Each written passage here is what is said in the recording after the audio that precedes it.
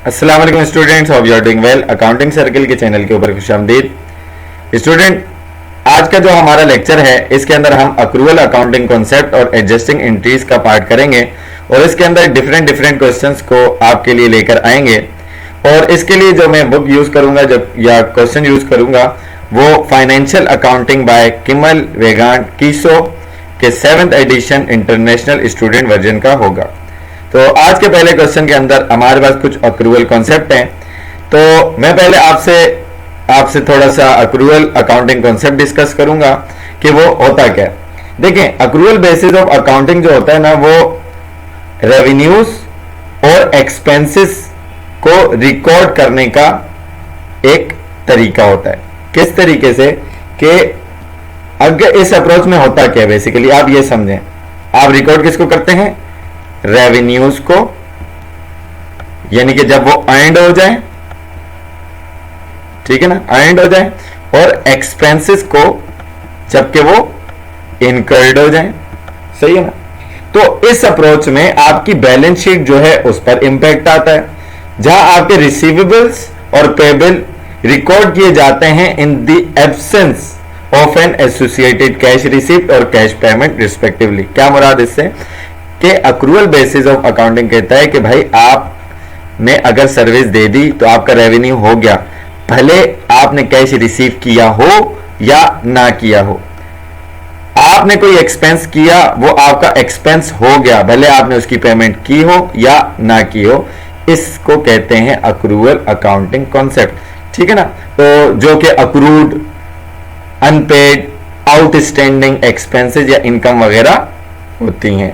सो इस क्वेश्चन में आपको कह रहे हैं your examination of the record of a company that follows the cash basis of accounting tells you that the company's reported cash basis earning in 2014 are $33,640। ठीक है ना। एक कंपनी के का आप एग्जामिनेशन उसके रिकॉर्ड का कर रहे हैं और वो कंपनी चल रही है कैश बेस अकाउंटिंग सिस्टम पर। वो आपको 2014 की कैश बेसिस की अर्निंग बता रही है जो कि कितनी हुई है, $33,640 की। कह रहे हैं कि इफ दिस फर्म, अगर ये firm had followed accrual basis accounting practices it would have reported the following year end balances। अगर वो accrual basis accounting की प्रैक्टिस करती है या उसको फॉलो करती है तो कुछ जो बैलेंसेस आपके अकाउंट्स के वो ये रिपोर्ट किए जाते हैं 2013 और 2014 के, कि अकाउंट रिसीवेबल 2013 में $2,800 था, फिर बढ़कर 3,400 हो गया। सप्लाईज ऑन हैंड 1,460 की थी, अब 13 की हो गई। अनपेड वेजेस और लायबिलिटी है 2,400 की थी, कम होकर 2,000 हो गई। अदर अनपेड एक्सपेंसेस है, लायबिलिटी है 1,100 था, 1,400 हो गया, इंक्रीज हो गया 300 से। डिटरमाइन द इंस्ट्रक्शन में या रिक्वायर्ड में आपको कह रहे हैं कि कंपनीज नेट अर्निंग बताएं ऑन अक्रूवल बेसिस पर 2014 के लिए। Show all your calculation in an orderly fashion. ठीक है ना, प्रॉपर फॉर्म में आप कंप्यूटेशन या कैलकुलेशन शो करवाएं और अक्रूवल बेसिस पर 2014 की अर्निंग निकाल कर दिखाएं। ठीक है जी। अब आपके पास ये अर्निंग थी कैश बेसिस की, तो हमें रिकंसाइल करना पड़ेगा। आपने कैश फ्लो स्टेटमेंट तो पढ़ी होगी, नहीं पढ़ी तो आप उसके लेक्चर दे सकते हैं। उसके अंदर एक पार्ट होता है चेंजेस इन वर्किंग कैपिटल का, यानी कि वो चीजें जो आपके नेट ऑपरेटिंग इनकम के अंदर रिकॉर्ड हो रही होती हैं। उसमें आप क्या करते हैं कि आपका जब भी करंट एसेट का रूल क्या होता है, एक्सेप्ट कैश, कि करंट एसेट जब भी इंक्रीज होता है तो हम उसको लेस करवाते हैं। ठीक है ना। और अगर करंट एसेट आपका डिक्रीज होता है तो हम उसको ऐड करवाते हैं, क्योंकि उसके एस्पेक्ट से आपका कैश आ रहा होता है। और अगर मैं करंट लायबिलिटीज की बात करूं तो करंट लायबिलिटीज जब इंक्रीज होती हैं तो हम उसको ऐड करते हैं, क्योंकि उससे हमारे कैश का आउटफ्लो नहीं होता। और अगर करंट लायबिलिटीज कम होती हैं तो हम उसको लेस करवाते हैं। क्यों? क्योंकि करंट लायबिलिटीज कम होगी तो कैश जाता है, दैट्स व्हाई हम उसको लेस करवाते हैं।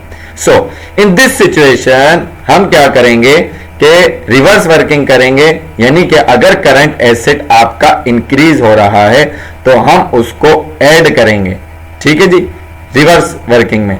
और अगर लेस हो रहा होगा तो हम उसको ऐड करेंगे। करंट लायबिलिटीज अगर इंक्रीज होंगी तो लेस, डिक्रीज होंगी तो हम उसको ऐड करेंगे, जिसकी वजह से हमारी अक्रूवल बेसिस की नेट अर्निंग्स कंप्यूट हो जाएंगी। चलते हैं अपने सॉल्यूशन की तरफ। So computation for net earning on accrual basis for 2014।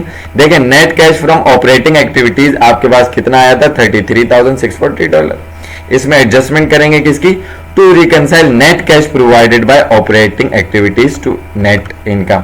ठीक है ना, कि जो नेट इनकम के अंदर ऑपरेटिंग एक्टिविटीज में कैश प्रोवाइड किया गया उसको रिकंसाइल करेंगे।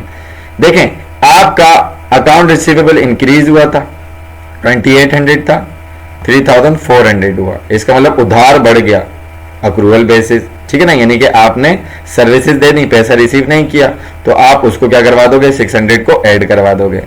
डिक्रीज इन सप्लाई, सप्लाईज है करंट एसेट, कम हो गया, 14,660 था, 1300 का हो गया, इसका मतलब यूज हो गया, तो आप उसको क्या करेंगे, माइनस करवाएंगे। इसी तरीके से decrease in unpaid wages, unpaid wages में डिक्रीज हुआ है, 2400 थे, 2000 हुआ, 400 से कम हुआ, इसका मतलब आपका कैश माइनस हुआ था, तो आप इसको क्या करवाएंगे, ऐड बैक करवा देंगे। Increase in other unpaid expenses, unpaid यानी कि लायबिलिटी में आपके पास इजाफा हुआ 300 रुपए का, तो आप उसको क्या करवा देंगे, माइनस करवा देंगे। तो नेट यहां पर आपने इसका इफेक्ट निकाला, तो ये आपके पास आंसर आया 540 का, ऐड बैक करवाया 540 क्योंकि प्लस में आया, तो 34,180 की नेट इनकम होगी अगर आप अक्रूवल बेसिस को फॉलो करते हैं, यानी कि टोटली नेट कैश सिस्टम को या कैश बेसिस सिस्टम को फॉलो नहीं करते। तो आई होप कि ये लेक्चर या ये क्वेश्चन आपको अच्छे तरीके से समझ में आ चुका होगा। अगर इसके अंदर कोई कंफ्यूजन होती है तो आप कमेंट सेक्शन में क्वेश्चन करके पूछ सकते हैं। इंशाल्लाह आने वाले लेक्चर्स के अंदर इससे आगे के क्वेश्चंस को डिस्कस करेंगे।